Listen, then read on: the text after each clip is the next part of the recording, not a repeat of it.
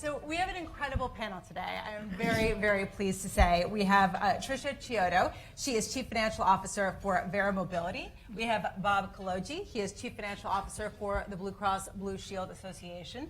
And we have Prem Parameswaran. He is Group Chief Financial Officer and President of North America for Eros International. And, you know, Blue Cross Blue Shield Association is one of the biggest healthcare organizations, healthcare insurance organizations in the world. Verra Mobility, if I'm getting this correctly, is working with transportation and technology companies with a historic focus on tolling payments and processing those payments. I have that right? Yeah. And Eros is the Netflix of India. Basically is the company, if I have that correctly, it is co-producing and acquiring and distributing Indian films, and India, of course, is home to the world's third biggest film industry, so a lot there. So I want to talk first, when we talk about cybersecurity, the question is, what data do you have that you want to be protected? Your sort of treasure trove. So let's first start by talking about what data do you have that's your treasure? Trish, why don't we start with you? Sure. I mean, I think we are sort of a B2B2C kind of business. So even though our primary customers are other businesses, we reach through them, past them to their customers. So when you think about the data that we have, it really belongs, we're trying to safeguard our customers. We're trying to make sure that we've got the right security to keep them in the right spot and safe. So we're protecting our customers' data through this, through what we're doing. You know, it's everybody who's rented a rental car and used a tolling program, to even citizens who've gotten citations, because the other part of our business is we serve municipalities. So when you talk about citizen data, when you talk about renter data, all of those things are very sacred to us because we can't risk the reputation of not only them, but also our customers themselves. Bob? Yeah, sure. Thanks, Lisa. You know, we have an enormous amount of data. A lot of what we do is based upon data. It's health data at its core, but there's a lot more to it than that. So we have customer data, we have partner data, that's doctors and hospitals, all kinds of healthcare providers, and we have employee data, which has been breached as well. So we look at protection on that across that spectrum. You know, one of the things that our industry, when Blue Cross actually created health insurance 90 years ago, was really based on security and providing security to our members. So the idea that now it's in the context of this data asset, which is an enormous one, really takes on poignance for us as part of that. Plus, being in healthcare, we've had privacy rules since the 90s. So that's evolved from, you know, basic protections about what you write and what you say about people's medical conditions to other people, to this whole notion of cyber and cyber protection. So it's a huge deal and a huge area of importance for us. Okay.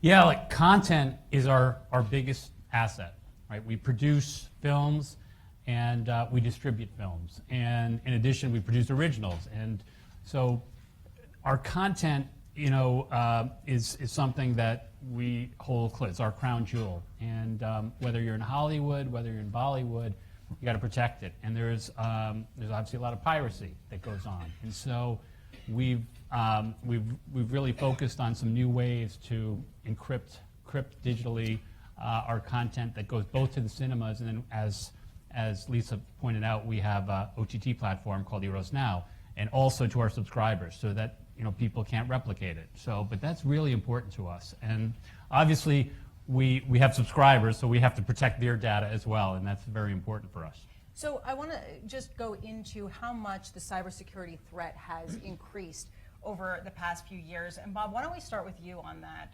What have you seen?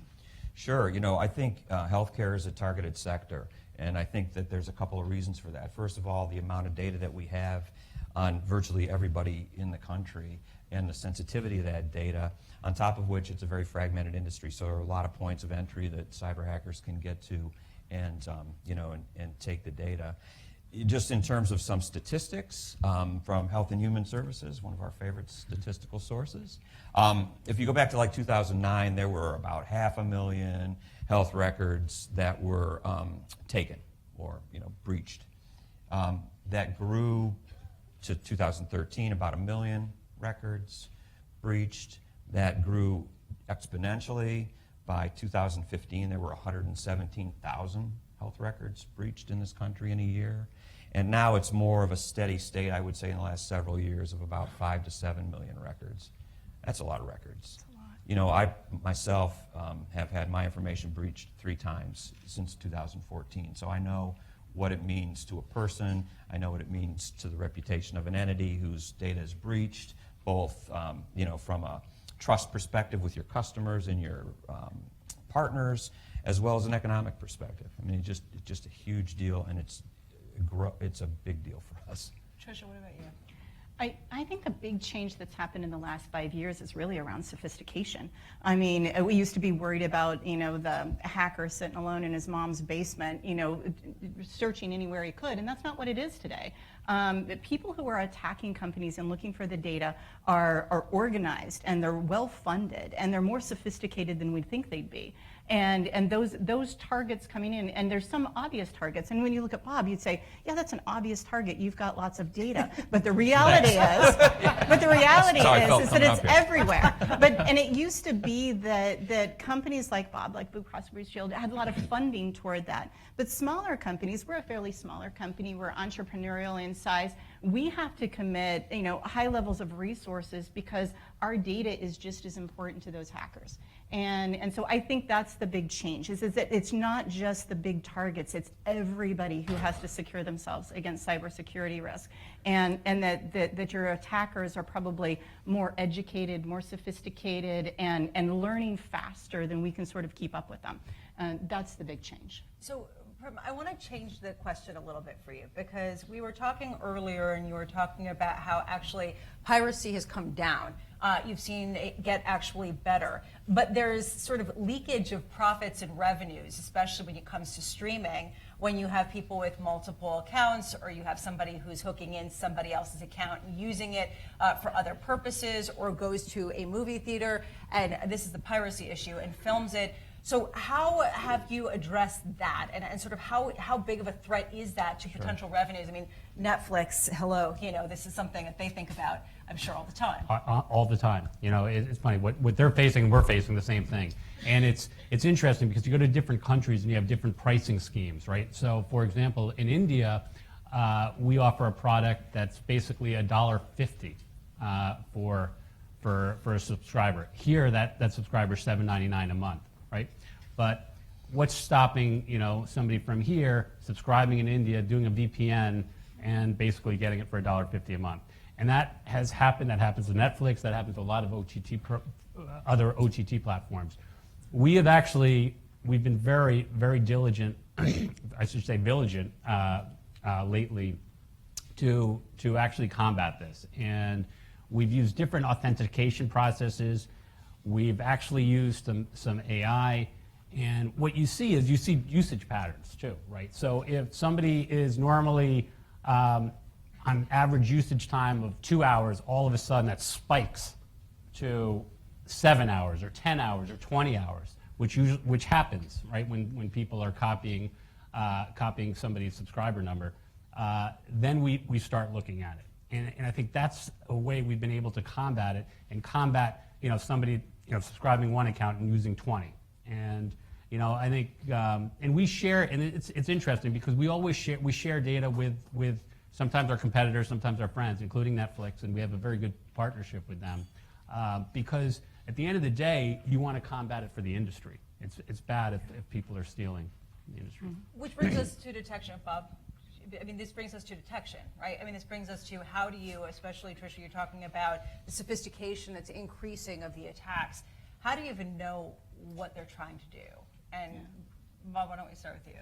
Yeah, sure. I mean, we've developed a pretty large-scale threat intelligence group. So we have people at the Blue Cross Blue Shield Association. We have people at the 36 Blue plans all over the country. We have people in various industry groups, whether they're healthcare specific or governmental, that are all sharing the information that they find by continuously scanning the threat landscape. And so when you understand what's out there, and believe me, you know, we've seen some incredible things. I'm sure all of you have as well. I mean, how many people in the room as a CFO in a company have gotten an email allegedly from your boss saying, hey, send my W-2 to da-da-da-da-da, or hey, transfer $500,000 to this and this and this. And, you know, first it says Robert, which my boss never would say to me. So that's clear it's not that. Nonetheless, these attack patterns are really important to know because it forms the basis for your defenses. And the way we organized around that was to say, you know, having a framework is one thing, and we have frameworks, and we audit to frameworks, and we share with governance, and we have all that kind of hygiene going on in the background. But the real oomph behind it is knowing the attack patterns, knowing what the bad guys are doing, and building obstruction defenses against that. And that's what we've done. So we did this first time 3 years ago. We found several things that were critical capabilities. We implemented those capabilities across the whole Blue system. And, you know, it's like painting a bridge. It never stops, right? As soon as you think you're finished, you need to go back to the other end of the bridge and start over because that's just how dynamic this whole thing is. Tricia, what about you? How do you go about detecting? And so a little differently, partly because of a resource issue. We're a smaller company, so we don't have that many internal resources, but we rely on third parties. So we acquire software that creates that detection because we know that individually, although we've got like 140 IT people within our organization, it's a little under a third of our organization is IT folks. They're focused on our proprietary software. And so we use other people to build the experts in our security. One of the things that I think outside of just the true detection is the people involved. We do training across our entire organization on not only privacy information, but protecting personal data, protecting your laptop. We do all sorts of security training across every single employee in the company because awareness is a big part of the key. What to look for, and a lot of times an individual can stop that. You know, your payroll clerk that's saying, hey, do you send out the W-2s? If you train them to what to look for, that's very important too. So keeping the open dialogue about that, hey, we're already always under attack, helps people be aware and raise their hand on what to do when they get a suspicious email, send it back to our CIO, make sure that somebody's looking at it. And then we also have software that sort of disables things before they get to people. So even if they do click on the bad link, it doesn't go anywhere. So it's caught by our firewall. So we use third parties and also just spread the word and information helps. Tricia, how much more time would you say you spend on cybersecurity today than 5 years ago? Oh my gosh, 5 years ago, it wasn't in the forefront of what my real thought process was. So I always think about the role of the CFO as being sort of threefold. We do three things. We safeguard the company's assets, we empower decisions, and we drive value. And it used to be that safeguarding the company's assets was worrying about petty cash, right? Everybody's worried about something. But now it's really different. The threats are bigger. They're closer to home. They're more intense. They've got bigger risk associated with them. So that portion of our business, our job, which is truly foundational to what we do, has become bigger and bigger. And it really does take a cross collaboration across the entire company. You're working with your legal teams, your risk assessments. You're working with your CIO and your CISOs to evaluate risks that are coming in. It's really a broader function of what we do. Prem, what about you? How much more time would you say you I'll tell you what, very, very similar to Tricia. We spend a lot more time on it now. I mean, it's funny because I became the CFO about just over 3.5 years ago. I was an investment banker prior to that, so I never really thought about it. But literally, over the last 3 years, I'm spending more and more time, probably about 30% of my time on it. Not only that, even our hiring. We've hired about 30% new employees over the last year, and just 30 plus, probably 35, 40%. Of that, 25% of that is really IT software or cyber professionals to help with security and data protection. Bob? Yeah, so for me, it became really personal about 2 years ago when I picked up responsibility for IT in the InfoSec team. So I've gotten engaged. Congratulations. I've gotten engaged at a level of depth that I never had ever dreamed of. And it is actually fascinating. I really mean that. Our resourcing as a company, I would say from 2014 till 2019 has probably increased tenfold. And that's a lot of things. Some of it's people, which are really tough to find. And it's a lot of the things that I described earlier. So the commitment has grown tremendously. And it's a big deal. It's a huge risk. And you said it really well. I mean, that culture is critical. Yeah. Having everybody in the company who has a badge or a network ID understand that they're in the game is really important, and giving them the capability to understand how to operate is equally important. You said it terrific. So as we're talking, remember, take out your devices. We have another poll, so we might as well do it midway. What is your biggest security concern? That is the question where you can fuel all of your deepest angst. How much to spend on it, and whether or not there should be, whether the skills are in-house to address the risk, how to track information leaving the organization, or are you not concerned at all? It's the CIO's job to create a culture of security and privacy. If anyone puts the last one, you can see me afterwards. No, I'm kidding. I don't care. No, but I do want to know. The money is a key question, right? And it's sort of, how do you know how much to spend? We're not being irresponsible with the budget, but you know, that actually will pay dividends. And so I guess, why don't we start with you, Prem? Yeah, I mean, that's a good question, Lisa. It's a tough one because, you know, as I mentioned to start, our library, our film assets, our content, those are our crown jewels, right? If we let those go, you know, effectively people will have, you know, we need to protect it, right? It's like a house, right? You're going to protect your house. It's like your kids. You're going to protect your kids. So what are you going to do to protect them? You're going to do everything you can. And so we are investing, you know, more and more, every single year our budget's gone up in terms of CapEx and what we're spending for this. And it's going to go up even more. And, you know, as I mentioned, artificial intelligence is very interesting. You're going to see more and more authentication on the consumer side going from passwords to biometric. And you know, I think you're going to see that's going to happen within the next 3 years. It's going to be pretty quick, I think. Everyone's laughing. I suspect people are laughing because 23% said not concerned at all.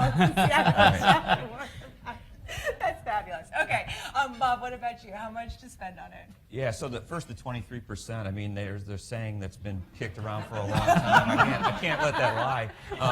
So it's like there are two kinds of companies. There are two kinds of companies: those that have been hacked and those that don't know they've been hacked. So I think that's in that 23%. You know, there are actually metrics, though. Getting back to the question, there are metrics. There are maturity models for, you know, how mature your cyber program is, and, you know, just conceptually. As you gain awareness, right, of your issues, you spend to remediate. So there's a point in time where you're spending at a fairly high level. 7% or so of IT expense in cyber is kind of that remediation zone. And you hit the trim tab when you get into more of a steady state, and it gets down to, I don't know, 3-4% of IT expenditures or something like that. But there are sources that you can take into your boardroom when you need to justify what you're doing or not, or say no to the Chief Information Security Officer on the other hand. So maybe there's modeling, but how much have you increased your spending, would you say? Oh yeah, well we were up tenfold over 2014. There you go. Yeah. Tenfold over the past how many years? 5. 5 years. Yeah. Yeah. Yeah. What about you, Tricia? Yeah, so I don't know exactly that we've gone up that much, but I can tell you that we have. And it's one of the things when as a CFO, you're sort of responsible for the purse strings of the organization, and you're also responsible for return on investment.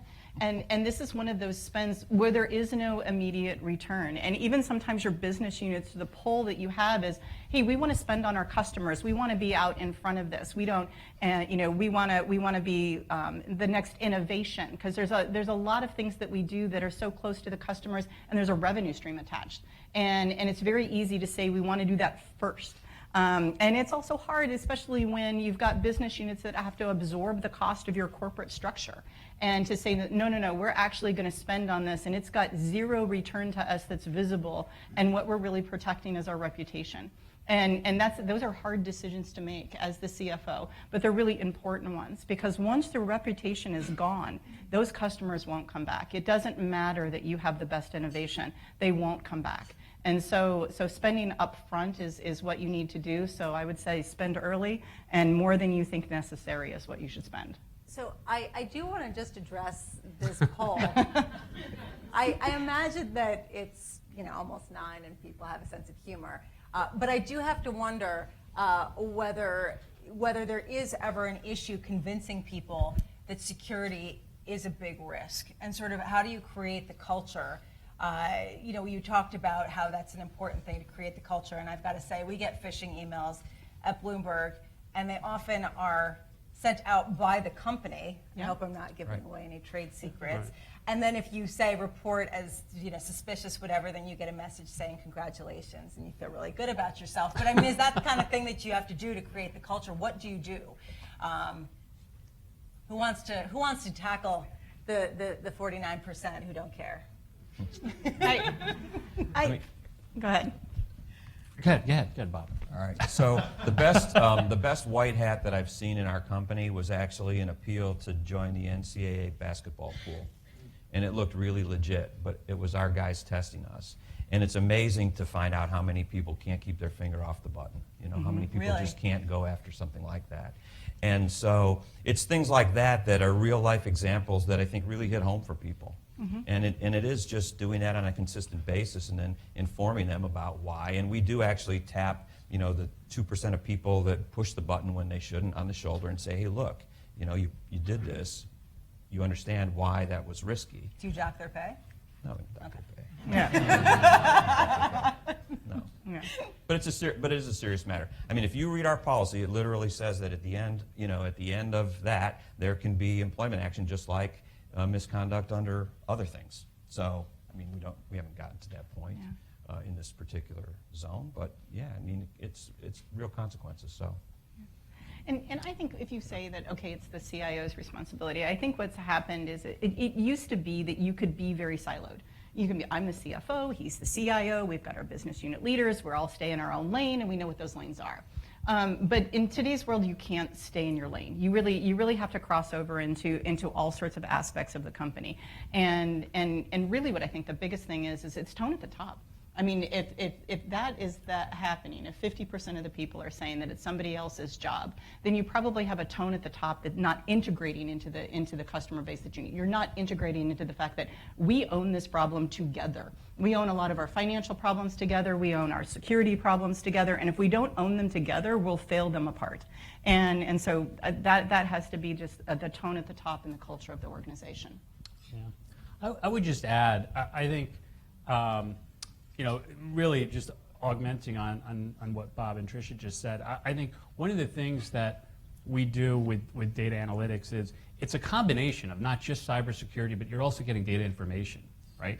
And so those are intertwined. And so whether I'm working with our COO or our CIO as well as our head of strategy, we look at all sorts of data, right? And we want to look at usage trends. So I know how much somebody's watching a movie or how much somebody's watching our shows, how many hours. I know when they're watching it. So that in itself is important, and that's part of the cybersecurity. So I think, as again, CFOs, as we all go forward, it's going to be very intertwined between cybersecurity and data information and data analytics. And I think it's very important for perhaps everyone in this room to be very cognizant of that. When we talk about cybersecurity, and this is one of people's biggest concerns, we talked about this earlier about how hard it is to hire people in some of the technology and the analytics fields. And I'm just wondering, from a cybersecurity standpoint, all the more so, especially people who can compete with the increasing sophistication of the attackers. So, Tricia, how do you hire people, and do you find it difficult? Yes, and like they said on an earlier panel, IT is one of the biggest open positions that we have. So we have more open positions in IT than probably any other department in our company. And it is always really hard to find the people who are those tech experts. So any of you guys that are out there and Arizona's got great weather, you're welcome to come on over. So we'd love to have you. But I think that's one of the reasons that we use third parties as well. So we use third parties to come in and do audits for us across our organization because we can't keep up with every technology. So we will hire experts who it is their sole job to keep up with those technologies and come in and take a look at us. We know that we can't build that expertise in-house to be perfect, so we're willing to use other people to come in and do it. So that's helpful for smaller organizations, where that can't build out that technology on their own. Bob? Yeah, same thing. I mean, outsourcing is definitely a relief valve to some extent. You know, we stratify the work, though, and there's certain work that is so integral to what we do and so unique to our networks and our business that we can't outsource it. So for those things, we just suffer through it, right? And if you had to hire a chief information security officer in 2014 like we did, and we wanted a really good one, we got a really good one, and we paid a lot of money. And the person's been invaluable to us in terms of getting this cyber maturity up the ramp. But it happens at all the levels in this space. The vacancy rate kind of globally, and we operate in Chicago and DC primarily, in those towns is about 33% for jobs of this type, so it's really tough to get. We have a couple of unique outlets that we've gone to recently. There's a group called Women in Cyber, it's a not-for-profit, which actually looks for people that want to get into the profession, helps them with education, with experiential opportunities that get them into the flow and get them into the company. We've been engaged with them for a while.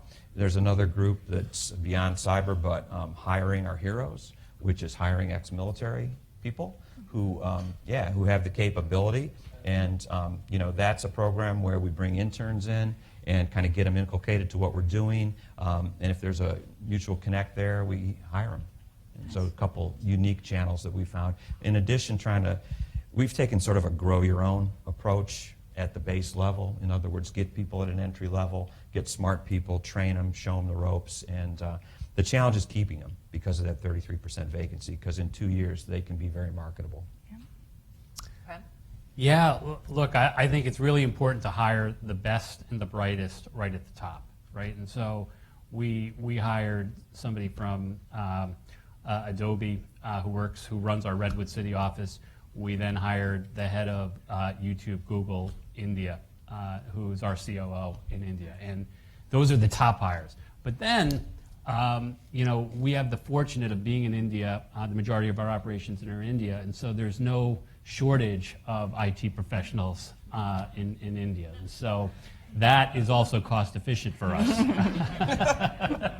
Well, I mean, on that note, is it ever challenging in the U.S. with some of the H-1B visa issues? I mean, is that something that has been on your radar if you don't operate in India? Patricia? Yeah, no, that hasn't been such a big issue for us, yeah. Yeah, that's been a challenge for us. Not so much necessarily in information security, but IT generally. It's been a real challenge in IT, and we don't offshore. So one question that I have, just lastly, we have about a minute left. Who are the biggest attackers, and who are the biggest bad agents that you face? Prem? For us, it's usually people who are pirating our stuff, right? We're not getting these it's not like one or two up. It's usually people who they've set up a group, they get our stuff, and then they sell it to different communities. And it's funny. We were talking earlier. Some people are from Greenwich, Connecticut. There's a guy who comes around Greenwich, Connecticut to the local stores, and the latest movie, the Hollywood movie that's in town, he's selling it. And I'm like, why is anyone buying that? That's just wrong. But those are the people that we have to deal with. For us, it's an international issue. There are a lot of non-domestic attackers that we find that are all over our data, and there are domestic as well, but I would say mostly international. They come in a couple forms. One is ransomware, so they'll try to infiltrate your system, lock it up, and demand a ransom to unlock it. Yeah. The other thing that we find is there's just a ton of data, including legitimate network credentials for people that are with a URL that's a blue plan URL. So we share that information all the time, and so that people can change it up. And that's another form of attack that has been pretty prevalent. So, Patricia, you'll have the last word. Yeah, and I think our attacks are coming from a variety of different sources. We also get hit by a lot of ransomware as well. You talked about the one that people got on the NCAA tournament. Ours was actually the biggest one that ever came through. Ours was it came looking like a delivery from UPS at Christmas time. So your package is here. and so they're very creative in how they attack, but we don't always know where they're coming from. We just have to defend against every source that comes in play. Well, thank you so much. We're out of time, unfortunately. Really, really interesting. Thank you so much. Please give